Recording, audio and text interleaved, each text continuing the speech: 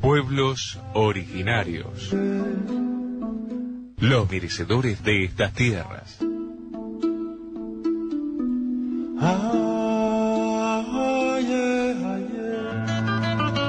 Como noche cerrada la historia nuestra, a oscuras, a los tumbos busco su huella, me guían la tierra que piso y 4 estrellas. Como noche cerrada es la historia nuestra, y si se aguanta el agua quizás que llegue a cruzar sin crecidas el sal si puedes, sal si puedes, sal si puedes. Qué misterio esconde en tu yuyo, qué misterio esconde en tu... Comenzamos con este querido espacio de pueblos originarios y hoy tenemos nuevamente a Mónica Michelena, delegada de CONACHA y delegada indígena por Uruguay ante el Fondo Indígena. Mónica, buenas noches y un placer tenerte de vuelta en el programa. Buenas noches, Ricardo, para ti, para toda la audiencia. Bueno, también un gran honor también estar en tu programa, que para nosotros es un referente, ¿verdad?, de lo que es la cultura charrúa. Estar en el mismo camino, en la misma sintonía. Mónica, una experiencia muy interesante en este viaje que tuviste y hubo avances importantes y temas nuestros puestos a nivel internacional. Contanos algo de eso. Bueno, en el mes de mayo, del 7 al 18 de mayo, estuve participando en la 11ª sesión del Foro Permanente para las Cuestiones Indígenas de la ONU, ¿verdad? Que se realizó en la sede de la ONU en Nueva York. Y bueno, estuvo muy intenso, durante 2 semanas sesionamos, pero también hubo una previa que participé, que fueron el 5 y el 6 de mayo, que fue el Caucus Indígena, que es ahí donde los pueblos indígenas solos, ¿verdad?, tratamos los temas mismos que se van a tratar en la sesión, pero bueno, ahí debatimos esos temas, presentamos también las situaciones de cada país entre nosotros, entre los pueblos indígenas. Luego ahí en el foro, a nivel de la ONU, ahí están todos los estados miembros, los representados, Uruguay estaba representado también, y están también, bueno, las agencias internacionales, y todas las agencias de la ONU, ¿verdad?, la UNESCO, el Fondo de Poblaciones de las Naciones Unidas, bueno, entidades, ¿no?, como UNICEF y todas las entidades de la misma ONU. Y lo importante es que así están todos los pueblos indígenas del mundo, ¿verdad? Ahí en realidad es una reunión, o sea, nosotros lo tomamos así como una reunión a nivel anual, anualmente, es en la única instancia prácticamente que estamos todos los países del mundo, los pueblos indígenas representados, y también lo tomamos como aprovechamos esas instancias para los eventos paralelos, que son después de la sesión, terminábamos a las 6 de la tarde las sesiones, y ahí empezaban los eventos paralelos, que también son tan importantes como la misma sesión, porque en los eventos paralelos justamente están organizados también por parte también de los estados, de la ONU, pero también ahí hay oportunidades para las organizaciones indígenas de presentar también debate, ¿verdad? O sea, que seguíamos hasta las 10 de la noche. O sea, que por eso estuvo bastante interesante. Y me dio la oportunidad de tener conocimiento de la situación en Asia, por ejemplo, que uno no tiene a veces mucha idea. A veces aparece alguna noticia, ¿verdad?, en el sitio, o en otras agencias internacionales, pero África, por ejemplo, también, y bueno, y también Rusia, que me llamó la atención muchísimo, estaba lleno de pueblos indígenas de Rusia, por ejemplo, ¿no? Sí. Mongolia también. Y bueno, para mí fue una gran experiencia a nivel personal, pero también a nivel colectivo, en el sentido de que tuve la oportunidad de presentar, o sea, tomar la palabra con mi discurso y bueno, y presentar el caso en el tema de derechos humanos. Hubo un momento que se trató el tema de derechos humanos, presenté el caso de Uruguay, nuestro caso, de como nosotros, en qué situación estamos y cómo los derechos indígenas no se están cumpliendo en Uruguay, ¿verdad? También tuvimos la suerte de tener una entrevista con el relator especial con mucho tiempo antes, ¿verdad? O sea, fue todo un preparativo para llegar al foro, porque ya un mes antes empezamos a preparar un informe de situación de nuestro país, en la población indígena de nuestro país, y también a recaudar informes de las organizaciones que sí tenían denuncias específicas para hacer. Y todo ese informe se lo presentamos al relator especial, que más de un mes antes pedimos entrevista con el relator y tuvimos la suerte de que nos conceda una, porque no es tan fácil y el relator a veces no tiene tiempo, ¿verdad? Son muchos los grupos, ¿no? Son muchos los pueblos indígenas, y bueno, nosotros tuvimos y llenos de problemas, lamentablemente. Y muchísimos más graves a veces que realmente ahí toma en consideración la problemática. A veces uno piensa aquí, ¿no? Suceden, pero es como que también poner las barbas en remojo, porque en otros países suceden cosas muchísimo más graves, están en una situación mucho más grave los pueblos indígenas. Sí, lo están matando. Claro, sí, directamente. Y bueno, y un poco aprender de estas situaciones, ¿no? Para que no lleguen a suceder aquí. Y bueno, y en esa entrevista para nosotros fue muy importante. Le pudimos presentar oralmente, nos presentamos el trabajo escrito, pero también nos llenó de preguntas, ¿verdad? Sí. Porque la curiosidad de él es que Uruguay, ¿verdad? Siempre se ha llevado, se ha promocionado, vamos a decir así, como Uruguay país, lamentablemente, ¿verdad? Y bueno, y él tuvo la sorpresa de que había una organización aquí a nivel nacional, de que realmente en el censo, ¿verdad?, nos podemos poder por lo menos contabilizar. El Instituto Nacional de Estadística nos dio, por suerte, datos preliminares del censo, y ahí pudimos, cuando nos preguntó cuántos somos, bueno, ahí pudimos dar los datos preliminares que dan un 4,9% de población indígena en Uruguay. También me hizo muchísimas preguntas, no sé si querés que... Sí. Bueno, la entrevista duró media hora. Y bueno, y él es James Anaya, el relator especial, es mi hermano navajo, que habla perfectamente el español, porque los pueblos originarios de Estados Unidos, de la parte de California del sur, hablan todos españoles, porque fueron colonizados por los españoles primero, antes de ser colonizados también por los ingleses. Y entonces hablan perfecto español y no tuve problema. Estaba presente, él estaba acompañado de sus dos abogados más jóvenes, y bueno, que tomaban notas con las computadoras, tomaron nota de todo.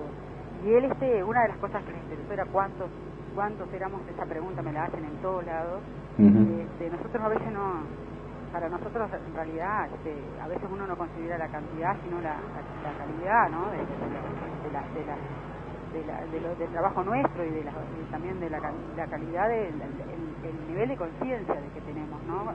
Pero para ellos parece que es importante la cantidad. Sí, lo que pasa es que clave. ¿Cuántos son? Uruguay, un país chico, ¿cuántos originarios puede tener? Dice, entonces preguntan. Sí, preguntan. Y también la situación. Poco pero bueno, ¿no lo dijiste? Claro.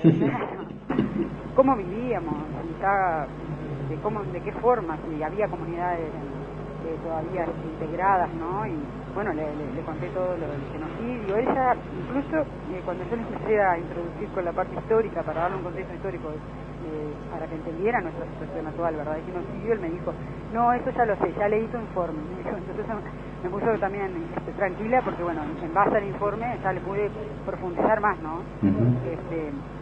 Después me preguntó, bueno, cómo estaba repartida la población en el país. ¿Dónde había más, dónde había menos? Si en la población rural, en la población urbana. Bueno, ahí yo tenía algunos datos de la encuesta de hogares ampliada del 2006, que ahí sí teníamos datos más. No sé si ustedes saben, pero la población en el 2006 vio que la mayoría, o sea, el mayor porcentaje de población indígena se encuentra en Tacuarembó y en Artigas. Sí, en el norte. En el norte. Y lo que estamos del lado del sur es porque nuestros antepasados se vinieron del norte para acá. Exactamente. Y bueno, ¿y en qué situación económica, social, cultural, todo estábamos?